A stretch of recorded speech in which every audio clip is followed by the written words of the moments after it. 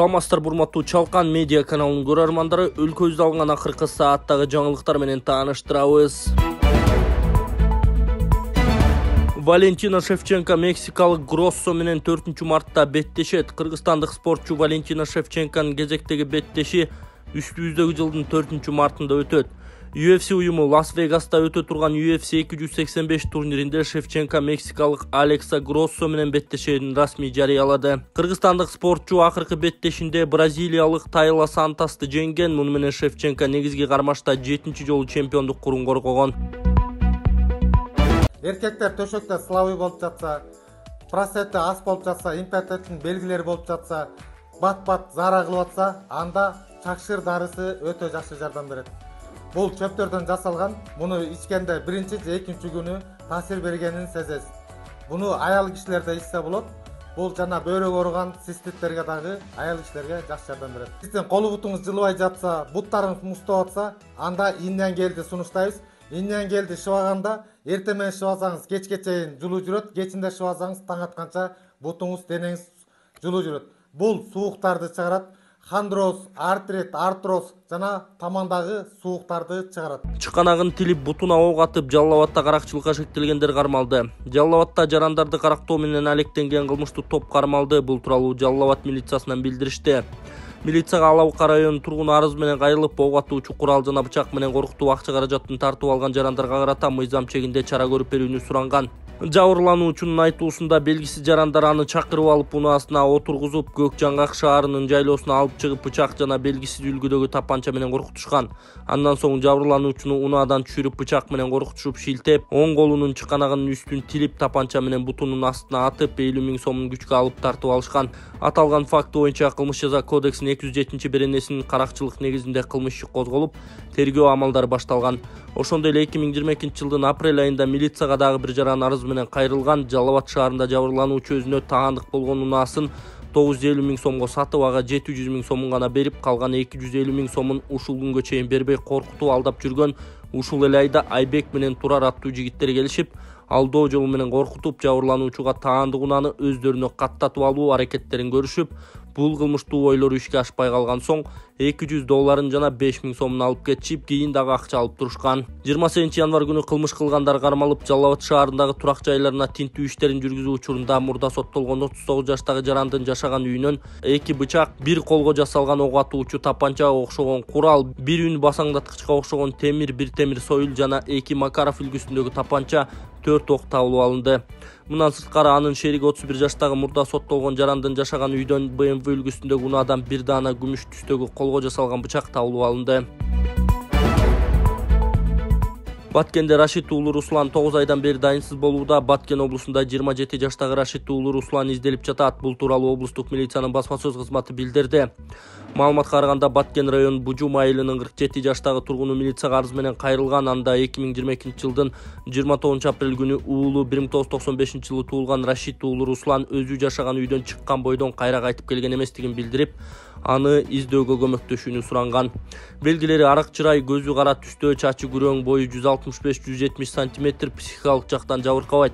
Эгерде Рашид уулу Руслан тууралуу билгендер болсо, Баткен райондук ички иштер башкармалыгына 036 22 517 56 0774 77 86 88 же 102 номурлары аркылуу кабарлап коюңарды өтүнөбүз деп айтылат маалыматта. Жогорку Кеңештин элдик депутаттык тобу Лейлек районуна караштуу Кулунду айылынын тургундары менен жолугушту. Жолугушууга элдик топтун лидери Акылбек Түмөнбаев баштаган депутаттык топтун мүчөлөрү Жалалиддин Нурбаев, Нурлан Ражапалиев, Максатбек Канатбекович Сарбагышев, Тазабек Икрамов, Чыңгыз Ажыбаев жана министрлер кабинетинин жана жергиликтүү бийлик органдарынын өкүлдөрү катышкан. Ал эми депутаттык топтун лидери Акылбек Түмөнбаев мамлекет тарабынан Баткен облусундагы чек арага чектеш айылдарды өнүктүрүү багытында жасалып жаткан иштерге токтолгон.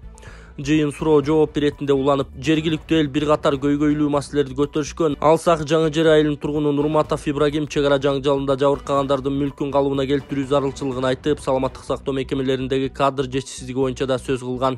Арка 2 айылынын жашоочусу Гүлдана Бакирова чек арага чектеш айылдардын кыз келиндери үчүн иш орундарын түзүү сунушун берсе, Кулунду айылынын тургуну Ахмадзали Сыдыков аймакта таза суу, жөлөк бул маселе курч экенин кошумчалаган. Жыйын соңунда депутаттар бюрократиялык аракеттерди азайтуу менен чек арага чектеш айылдардагы көйгөйлөрдү чечүү керектигин айтышып, өз ыйгар муктардын алкагында көмөк көрсөтүшөрүн убада кылышкан. Assalamu alaikum туугандар, Москвадагы мекендештер. Биз экинчи оюнга старт бердик туугандар. Бул эки матизди сразу айтып кетейин, айтпасам болбойт. Биздин биринчи турда машиналарды уткан адамдарга акчасын бергенбиз. Бул оюнда 3 машинанын тең акчасы берилбейт, алып мас жакылып айдайсыздар туугандар. Эки матиз, Ланос алдыңкы приздер. Главный призибиз 2 конвертте 50 миңден бар туугандар. 2 конверт 50 миң, анан 7 телефонубуз бар, 7 iPhone. Мен сиздерге сразу көрсөтөйүн. Бул оюнда туугандар ким көп билет алган iPhone 13 алат. Ким көп алган, ким көп билет алса iPhone 13 тутасыздар туугандар. Анан бул iPhone 11, будан 6 үчтүк. 6 үчтүк, 6-сыны ким 10дон ашуу билет алгандарга коюп берем, бирөөңүздөр утуп кетесиздер. Көп алгандар адамдардын арасынан бирөөңүздөр утасыздар. Ошондо бул 6-7 телефондон тышкары 110 конвертте 1000 рубльден приздерибиз бар туугандар. 110 конвертте 1000 рубльден приздерибиз бар. Билеттин баасы ошондой эле 500 рубль болот. Билеттин количествосы 2400 болот туугандар. Экрандагы номерге Сбербанк WhatsApp уланган, акчаны которосуздар, чекти жөнөтөсүздөр, бир күндө билет жазып беребиз туугандар. Анан биз башында айтып кеткенбиз, ар бир оюнчулардын атынан жаш балдарга, жанагы ден соолугу чектелген балдарга жардам беребиз. Салымыңыздар зор болот туугандар. Ойноңуздар, утуңуздар, азыркы моментте 300 билет сатылды. Баарыңыздарга ийгилик туугандар.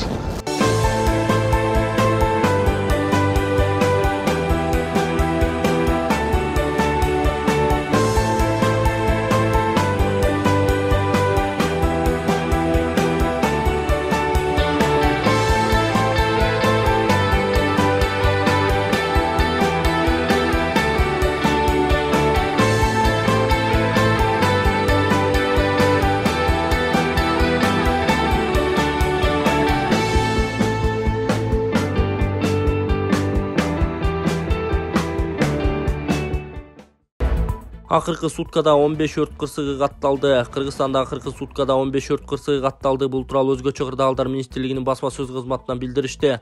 Маалыматка ылайык, Бишкек шаарында 1, Ош шаарында 1, Чүй облусунда 2, Жалал Абад облусунда 4, Ош облусунда 4, Ысык-Көл облусунда 2, Баткен облусунда 1 өрт кырсыгы катталып, аларды өчүрүүгө 16 өрт өчүрүү бөлүмү тартылган. Алсак Түп районунун Күрмөнтү айылында аянты 85 чарчы метр болгон сарай жана 850 түк чөп күйгөн. Өрттүн себеби такталууда.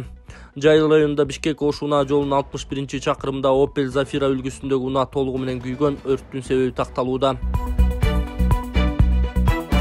Катастрофа менен авария деген сөздүн кыргызчасы жок деген орун басары Мадумаровдон уруш укту. Жогорку Кеңештин эл аралык иштер коргоо коопсуздук жана миграция боюнча комитеттин жыйынында платформа зона катастрофа авария деген сөздөрдүн кыргызчасы жок болгондуктан которулган жок деген өзгөчө кырдаал министрлигинин башчысынын орун басары Эделбек Кулматов депутат Адахан Мадумаровдон уруш укту. Бул сөздөрдү биз эле эмес дүйнө жүзү колдонуп жатат. Сырттан келген сөздөр ошол боюнча калды деген ал. Мадумаров анын кесиби тууралуу сурады. Сиз авария менен катастрофа деген сөз которулбайт экен деп айтпай жүрүңүз. Казактардын мыйзамын карап көрсөңүз бир да мындай сөз жок. Статус дегенди да канча жолу биз макам деп айтып жатабыз. Сиз эмне тил боюнча академиксизби же бардык тилди изилдеп чыктыңызбы? Кемчилиңерди мойнуңарга алып кыргызчасын таппай койдук дегиле. Антип сүйлөбөңүз. Мыйзамдын аталышы өзү кыйроолор деп турбайбы? Кыйроо деген авария, катастрофа деген түшүнүктү берет деген эл өкүлү Адахан Мадумаров. Сиз момдай сөз айтпаңыз. Дүйнөлүк бардык тилдерде ушундай экен. Авария деген, катастрофа деген которулбайт экен деп. Андай дебеңиз, уят болот. Өзбекстандын мыйзамын окуп көрүңүз. Казактардын мыйзамын карап көрүңүз. Бир да мындай сөз жок. Бизде кыргыздан башка эч кимде андай сөз жок. Статус дегенди да канча жолу айтып атабыз, биз статус деген макам деп которулган кыргызда. Сиз эмне академиксизби тил боюнча? Же дүйнөнүн бардык тилдерин изилдеп чыктыңызбы? Өзүңөрдүн кемчилигиңерди мойнуңарга алгыла. Кыргызчасын таппай койдук. Кыргызча түшүнбөй атабыз, кыргызча жазылбай атабыз. Антип сүйлөбөңүз. Дүйнөнүн бардыгы ушул тилде сүйлөйт деп. Германия эмне авария деп сүйлөйбү? Бару практикаңызды айтпайсызбы? Же финдер авария дейби? Ким авария дейт? Ким катастрофа дейт? Ушатпы? Кыйроо деп атпайбы? Мыйзамдын аталышы өзү кыйроолор деп турбайбы? Кыйроо деген ошол авария деген, катастрофа деген. Мына ушул түшүнүктөрдү берет. Мыйзамыңардын аталышы башка, ичиндеки түшүнүгү башка. сапасы өліп қойса ма? Мен ал авария қиро деп жаңағы қырсықпай айтқан жоқпын, Урматтуу Ким Санбаевич. Мен жаңа платформа, жана башка сөздөрдү айттым да, бул грек тилинен, латын тилинен келген сөздөр дүние жүзү колдонуп атат. Бизде дагы иштеп жаткан мыйзамдарда убагында депутаттар колдоп, ушул бардык мыйзамдар конституциядан баштап сиздер көбүнчө көбүнчө уялбай туруп эле кошуна мамлекеттерди караңыздар. Аларда термин комай аябай күчтүү иштейт. Түрк тилдүү мамлекеттердин мыйзамдарын карап көрүңүздөр. Эгер өзүңүздөр сөз таба албасаңыздар, таппай калсаңыздар, таба албай атсаңыздар, карап көрүңүздөр. Кырсыкты кандай деп атат? Кыйроону эмне деп атат? Анан туруп алып ошондой трибуна дейт муну, жогорку кеңештин трибунасы дейт. Дүйнө жүзү ушул сөздү колдонот экен деп жарыя кылып атасыз. Уят эмеспи? Ушул гана сунуш, абайлаңыз. Ар бир министрлик өкмөттөн келаткан мыйзамдын долбоорун карап атканда бираз абайласаңыздар. Кимдин оюна эмне келген болсо ошондой сөз менен колдонулуп кетип баратат. Бул мамлекеттик тилди өнүктүрөбүз деп кыйкырыгы жок эле ушундай болуп өнүгөт мамлекеттик тил. Рахмат. Сокени камакка алуу чечилдиби? Атамбаев жаткан абактагы сүйлөшүү. Жакында абактагы Алмазбек Атамбаевке бийликтин таасирдүү өкүлү кирип, бир топ олуттуу маселелер боюнча сүйлөшүп чыкканын эшиткенбиз. Эки лөктүн бир пикирге келүүсүнө убакыт керекпи? Кызык жагдайлар ачыкталчудай. Алмазбек Атамбаевдин биринчи талабы Сооронбай Жээнбековду каматуу, арбын кылмыштары боюнча жазага тартуу экен. Мына ушул жагы ишке ашса, эки тараптын андан аркы сүйлөшүүлөрү жеңилдейби? Азырынча тизгин тарта туралы. Дал ушул бүйүр кызыткан теманы гезитибиздин кийинки санында терең маанинде улайбыз деп жазган Арба Кежи сайты. Президенттин маалымат кызматынан Акылбек Жапаровго айтылган сын пикирлер боюнча үн катты. Президенттин маалыматтык саясат бөлүмүнүн башчысы Дайырбек Орунбеков социалдык тармактарда министрлер кабинетинин төрагасы Акылбек Жапаровду каралоо жүрүп жатканын айтып билдирүү жасаган. Айтымында Акылбек Жапаровду негизсиз жана максаттуу каралоо жүрүп жатат. Сын пикирлер эч кандай фактылар менен бекемделбей, куру доомат, көпчүлүк учурда адамдын аброюна, сырткы келбетине чейин асылуу менен коштолуп жатканын чоң өкүнүч менен белгилейбиз. Акылбек Жапаров мамлекеттик кызматтардын бардык тепкичтерин ыраттуу басып өтүп такшалган мамлекеттик жетекчи экени белгилүү.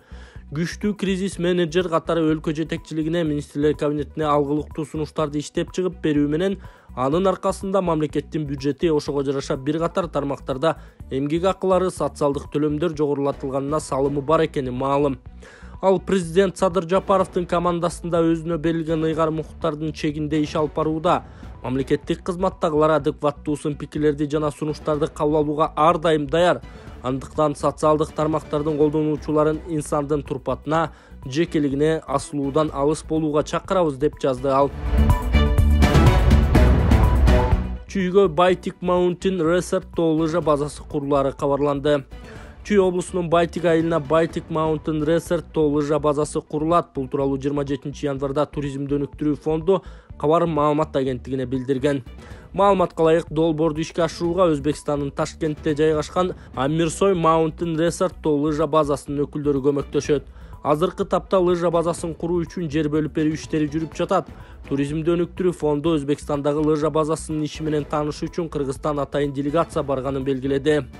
Иш сапары жемиштүү болду. Кабыл алуучу тарап тоо туризми жаатында тажрыйба алмашууга жана кызматташууга даяр экенин көрсөттү. Алар биздин делегацияга экскурсия уюштуруп, курорттук шаардын иши жөнүндө айтып беришти деп белгилешти фонддон.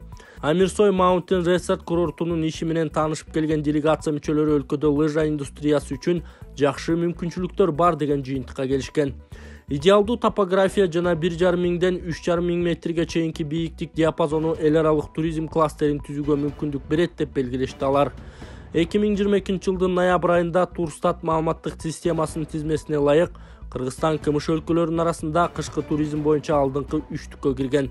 Бийлик кышкы туризмди өлкө экономикасынын маанилүү багыттарынын бири деп атап жүрөт. Ал эми декабрь айында туризмди өнүктүрүү боюнча Улуттук кеңеш Ысык көл облусунда Тамга эл аралык спорт комплексин жана Чүй облусунда жаңы Бир булак тоо туристтик кластерин куруу долбоорун жактырган. Анда эл аралык деңгээлдеги лыжа базасы үчүн бардык зарыл инфраструктураны салуу каралган.